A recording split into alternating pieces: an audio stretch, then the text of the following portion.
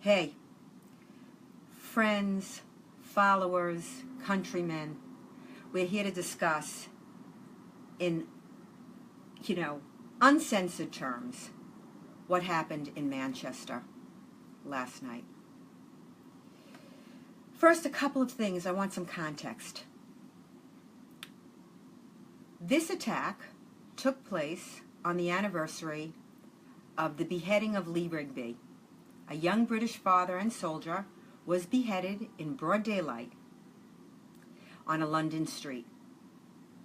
Now, what's even more interesting is I was scheduled to speak at a Lee Rigby memorial tribute a year or two after the slaughter.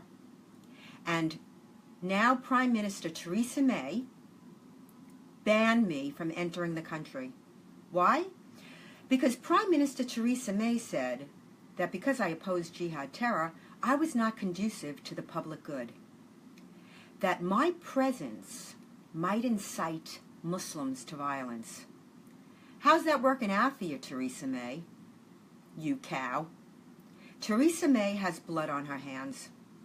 It's interesting. She said that today she vowed to defeat the ideology that fuels this violence. But she refused to name the ideology. How are you going to defeat something that you're too scared to name? I mean, what is it going to take? I say nothing. If this is where we are, literally 16 years after 9/11, where they're blowing up children, I'll tell you that I could not, I wept. Those little girls with their Snapchat filters, flowers and the little bunny ears, and I mean, this is the best face of a nation. This is the best hope of a nation. The future of a nation is its little girls, because whether they're soldiers or scholars, seamen, airmen, astronauts, doctors, lawyers, scientists, who gives birth to them? And the UK abandoned their young girls a decade ago. There had been close to 1 million young girls who had been gang raped, sold by Muslim gangs. And law enforcement knew about it, but they didn't pursue it because they were afraid of being racist. Islam is not a race, and Islamophobia is a thought-crushing device used to silence any criticism of Islam. That's a fact. It's a Sharia instrument, a blunt instrument to silence critics of Islam. So here you have a jihadi who, by the way, who was arrested and whose neighbors say that he had been chanting Islamic prayers loudly. But they didn't say anything. Just like the San Bernardino jihadis, right? The neighbors said there was a lot of strange goings on there. They thought something weird was going down there. But they didn't say anything because they didn't want to appear racist, Islamophobic, anti-Muslim bigots. That's why they didn't say anything. That's the Sharia.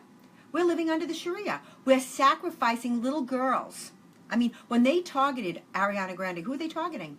They were targeting little kids and gays. That's who goes to Ariana Grande concerts. And to see these liberals like that David Levitt say, yeah, that was my phone. That was the phone, sorry. When I heard Ariana Grande, I wanted to die too. That's how evil the left is. And then when there was some blowback, he said, too far? 1,000 years is not far enough, Mr. Levitt. But Mr. Levitt is the face of the left. Anti-human, anti-real, savage. He is as savage as the subhumans that blew up those children. Now, there was a tweet warning that hashtag Manchester Arena. So already we know. Many knew. Not one Muslim went to the police. These are who, the Muslim community who law enforcement is counting on to help us defeat this evil. Never. Not Boston bombing, not Chattanooga, not Garland, San Bernardino, Orlando, Seattle tree bombing, underwear bomber. What's frightening is that we ain't woke. that pro-terror activist who's been invited to give the keynote speech, at commencement speech at CUNY, which we're protesting. I hope you're coming. CancelSawsaw.com. She says that we're woke. No, what she is saying is you're asleep, and that's how you're going to stay, and I'm going to make sure of it. You're sleeping, and I'm going to finish you off. I think that this attack is more egregious, more monstrous. A, because it exposes these jihadis for who and what they are.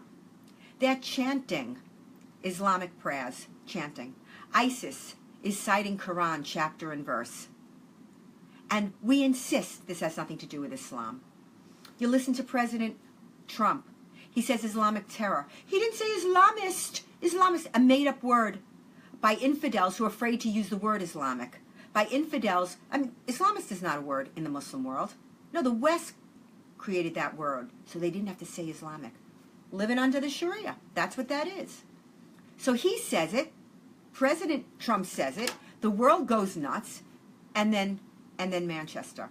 Meanwhile, the king, Salman, doesn't make a speech like President Sisi in Egypt saying there's something wrong in Islam, there is a violence, that we have to reform. No. The king says Islam is merciful and peaceful. And he cites a Talmudic axiom that Muhammad, allegedly, if he lived, stole, saying if you save one life, you save the world entire. That's a Jewish idea. It's in our Talmud. And when the Muslims cite it, if you read the whole quote, it's really a threat against the Jewish people. But not one media outlet explores this. Not one media outlet talks about this. No. The liberals now are more worried about Muslims after the Manchester bombing. This is the pattern. People, now children, die, and they go into the second wave of the jihadi attack. And that is, the hand-wringing about fear of reprisals, which never happen. Backlashophobia, which never happens. Anti-Muslim hate crimes, which never happen. They consider a tweet that they find offensive an anti-Muslim hate crime. When you look at the FBI statistics, the spike they're talking about is in tweets, okay? I'll take a tweet over a nail bomb any day of the week. You understand me? They are deceiving, dissembling, and the left are their handmaidens. The left is their pimp. And we have to stand up. You can't do nothing. First of all, you have to come to our rally on Thursday at noon, 205 East 42nd Street, because you have a pro-terror, pro-Sharia, anti-Semite invited to give the keynote. I don't care if she speaks on campus. She's invited to speak all the time, and she does frequently. It's the invitation. It's the norming of evil. It's the sanction of evil. Was Noni Darwish ever invited to give a commencement? Was Bill Warner or Robert Spencer ever invited? Our ideas are not heard. Our ideas are not heard, which is why we are in the fix that we're in. This should be a game changer. This should over. Enough appeasement, enough capitulation to these demands by Muslim supremacists has to stop. The teaching of Islam in the public school has to stop. Forcing non-Muslim workers to, adhere to Muslim prayer times, prayer mats in the workplace, all that nonsense. They don't do that in Muslim countries. They pray before or after work. But here, this is how they impose Islam on the secular marketplace. This is how they do it. Ariana Grande, those little girls, so many of them, their parents were waiting outside. They were in there alone. Can you imagine these little girls in there alone when that bomb went off? How terrified. I can't. You have a job to do. You have a job to do. You have to protect the president. I don't care if you don't like, he said this, he said that. You can't get into the nitty-gritty when our lives are at stake. You have to back the president. You have to elect officials that get it. You have to throw the left out. Forget about convincing them. You're never going to convince them. They're dogmatic. They're unreasonable. They have no reason. They're illogical. They have no logic. And they're irrational. Completely irrational. You can't argue sanity to an insane person. You can't speak rationally to an insane person. They are evil and they want to destroy our freedoms. And your apathy, your indifference, or your inaction is making it possible. Because, let me tell you something, inaction is an action. Not doing something is sanction. Silence is affirmation. You have to, you must get involved. Even Facebook. You see, I have, what, close to, well over 1 million between my page and my personal page and my American Freedom Defense Initiative and Stop Islamization of America. Facebook has blocked my content. I update 20 times a day. It's not showing up on your news feeds, is it? No, they blocked it. Which means you have to take the extra step.